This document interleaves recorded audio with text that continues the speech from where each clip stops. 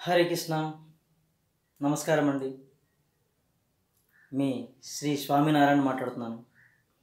ఈరోజు ఐశ్వర్య సాధనలో మనం తెలుసుకోవాల్సింది ముఖ్యంగా ఏమిటంటే, భగవంతుడు ఎవరు, నేను ఎవరు, భగవంతుడు ఎక్కడ ఉంటాడు, ఎందులో ఉంటాడు, ఎలా ఉంటాడు అంటే, భగవంతుడు ఒక కాంతి స్వరూపంలో ఉంటాడు. భగవంతుడు ఒక శబ్ద స్వరూపంలో ఉంటాడు. భగవంతుడు ఒక ఆకార స్వరూపంలో ఉంటాడు. భగవంతుడు ఒక నిరాకార స్వరూపంలో ఉంటాడు. భగవంతుడు అంతటా ఉంటాడు,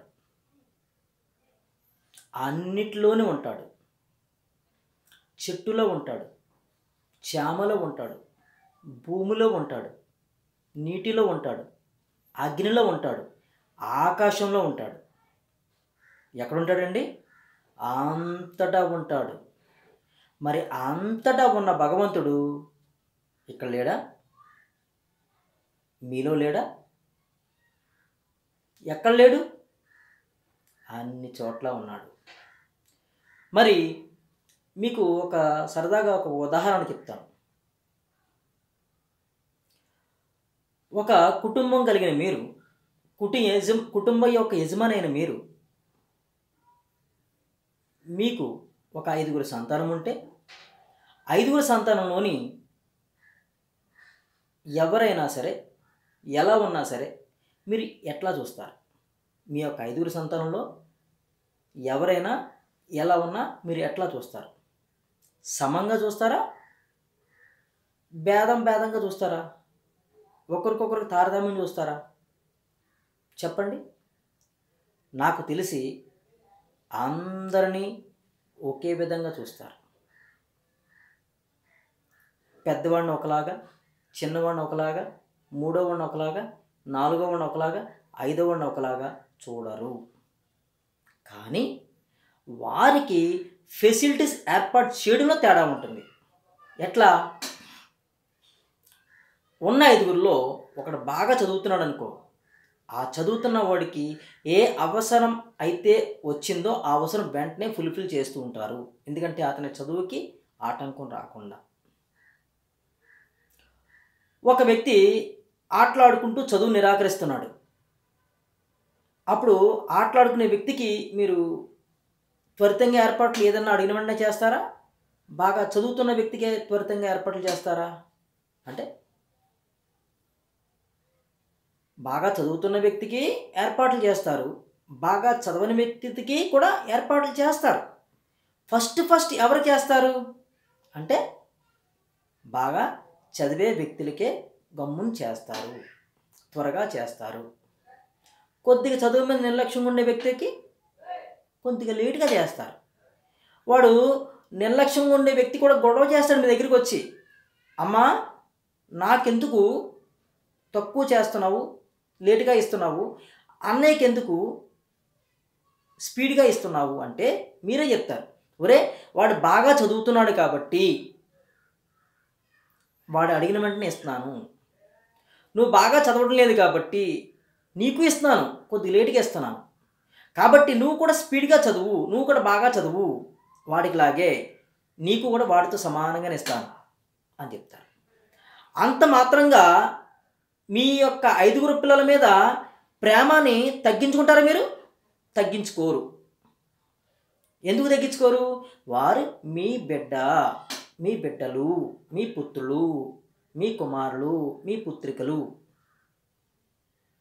ఎవరిని కూడా వేరే వేరే భావంతో చూడరు. చూడడం అందరినీ ఒకే విధంగా చూస్తారు, కానీ ఫెసిలిటీస్ ఏర్పాటు చేయడంలో మాత్రం తేడా చేస్తారు. అవునా కదండి? నేను చెప్పింది నిజమేనా? మరి ఇప్పుడు ఈ సరిగా చదవని వ్యక్తి ఏం చేస్తాడు? బాగా చదవడం మొదలు పెడతాడు. నేను కూడా బాగా చదవాలి, అమ్మా నాన్న దృష్టిలో గొప్ప వ్యక్తిగా నేను నిలబడాలి, వారికి నేను ఆనందం కల్పించాలి. అప్పుడు నాకు ఏదైతే కావాలో వారు నేను అడగకుండానే ఏర్పాటు చేస్తారు అని వాడు తెలుసుకుని చక్కగా చదవడం ప్రాక్టీస్ చేస్తాడు లేదా? చేస్తాడు. మరి అదేవిధంగా ఆ భగవంతుని యొక్క కుమారులమైన మనము ఆయన యందు ఎట్లా ఉండాలి? మనము పూర్తి ప్రేమ అభిమానాలు కల్పించుకుని, ప్రేమ అభిమానాలు చూపిస్తూ, ఆయన మీద నిస్వార్థమైన ప్రేమతో మనం ఉంటూ, ఆయన యొక్క అడుగుజాడల్లో ఉంటూ మనము మన యొక్క జీవన విధానాన్ని ముందుకు నడిపించుకుంటూ పోతే ఆయన ఏం చేస్తాడు? ఓహో, నా బిడ్డ చక్కగా నాకు అనుగుణంగా ఉన్నాడు అంటే భగవంతుడికి అనుగుణంగా ఉండడం ఏంటండి మనం అని క్వశ్చన్ వేసుకోవచ్చు. మీరు నన్ను అడగచ్చు, భగవంతుడికి అనుగుణంగా ఉండడం ఏంటి అంటే భగవంతుడు చూస్తాడా అని మీరు అనుకుంటున్నారా? చూస్తాడు. మరి భగవంతుడు చూస్తాడా అని మీరు అనుకుంటే కనుక గుడికి ఎందుకు వెళ్తున్నారు? తీర్థయాత్రలకు ఎందుకు వెళ్తున్నారు? పూజలు ఎందుకు చేస్తున్నారు? జపం ఎందుకు చేస్తున్నారు? హోమం ఎందుకు చేస్తున్నారు? అంటే ఆయన చూస్తాడనే కదా. యాజ్ టీస్ ఇక్కడ కూడా మీ యొక్క మనస్సుని ఆయన ఎప్పటికప్పుడు చూస్తూనే ఉంటాడు. భౌతికంగా మనమందరము బయటికి ఒకలా కనబడతాము, లోపలికి ఇంకొకలా ఉంటాము భౌతిక ప్రపంచంలో, భౌతిక మనుషుల మధ్య. కానీ భగవంతుడికి పూర్తిగా తెలిసిపోతుంది, భగవంతుడికి పూర్తిగా తెలిసిపోతుంది. అప్పుడు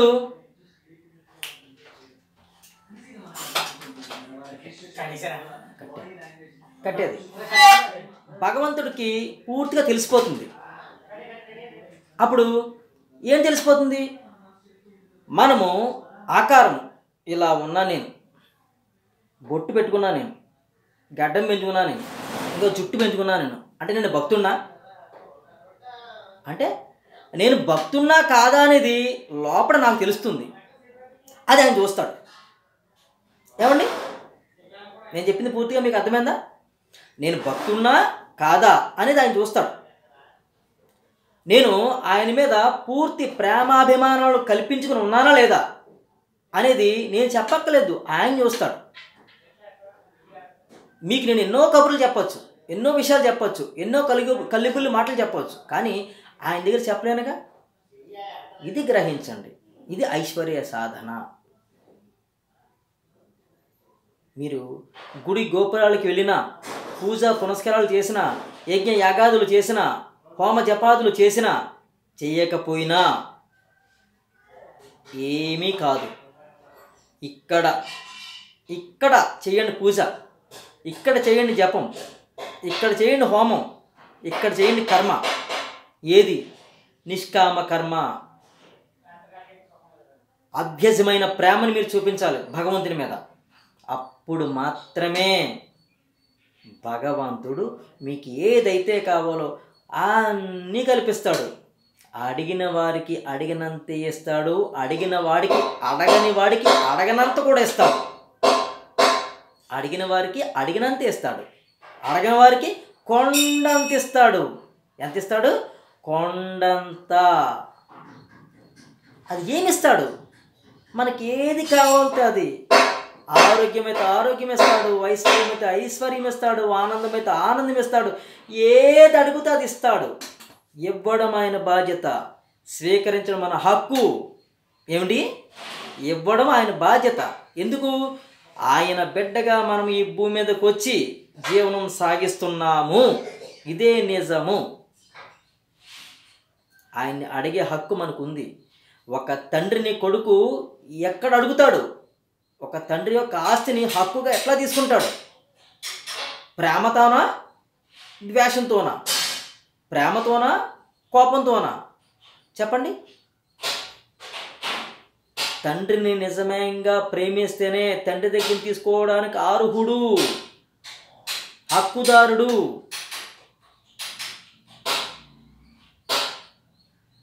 కొడుకు దుర్మార్గంగా తిరిగినప్పుడు అప్పుడు కూడా హక్కు ఉందని వస్తాడు. వస్తే ఈ తండ్రి ఇచ్చేస్తాడా? ఒరే నువ్వు దుర్మార్గంగా ఉన్నావురా, నేను ఇవ్వను అంటాడు. నువ్వు కలబడతావు తండ్రి మీద. అప్పుడు చుట్టుపక్కల వాళ్ళు ఏం చేస్తారు? ఈ తండ్రికి సపోర్ట్ వచ్చి తిరిగి బిడ్డనే కొడతారు. ఒరే నువ్వు ఇలా ఉన్నావు కాబట్టి నీ తండ్రి ఇవ్వట్లేదురా, లేకపోతే నీకు ఎందుకు ఇవ్వడరా, నువ్వు కరెక్ట్గా ఉంటే ఎందుకు ఇవ్వరా అని కొడతారు. ఆ కొట్టేవాళ్ళే మన యొక్క గ్రహాలు. అర్థం చేసుకోండి, ఆ కొట్టేవాళ్ళే గ్రహాలు. ఒరే నీవు సక్రమంగా ఉంటే, ఎప్పుడు సక్రమంగా ఉంటే, ఈ జన్మలో నన్ను కొన్ని గ్రహాలు ఇబ్బంది పెడుతున్నాయి అనుకున్నాను కొంచెంసేపు.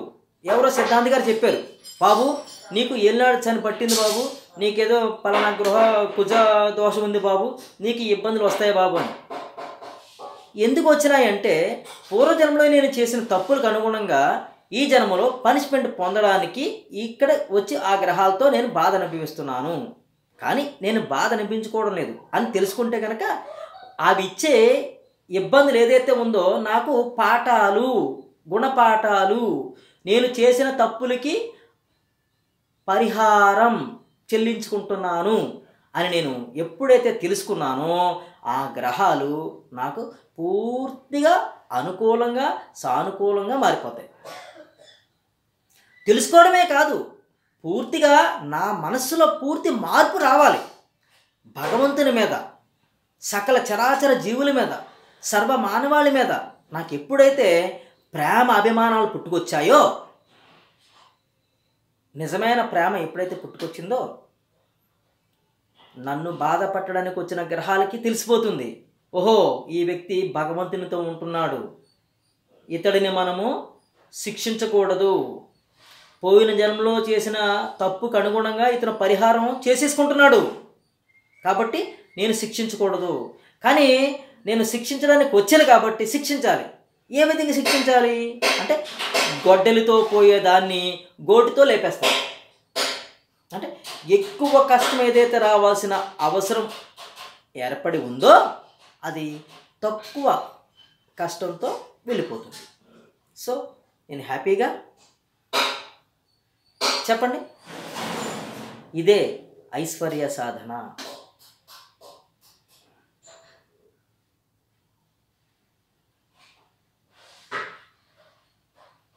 అవునా? మీకు ఏదన్నా డౌట్లు ఉంటే నాకు కాల్ చేయండి. మరలా ఇంకో ఎపిసోడ్లో మనం మాట్లాడుకుందాం. ఫేస్బుక్ని షేర్ చేయండి, యూట్యూబ్ని సబ్స్క్రైబ్ చేయండి, 10 మందికి అందించండి. ఓకే, నమస్కారం. మీ శ్రీ స్వామినారాయణ. హరే కృష్ణ.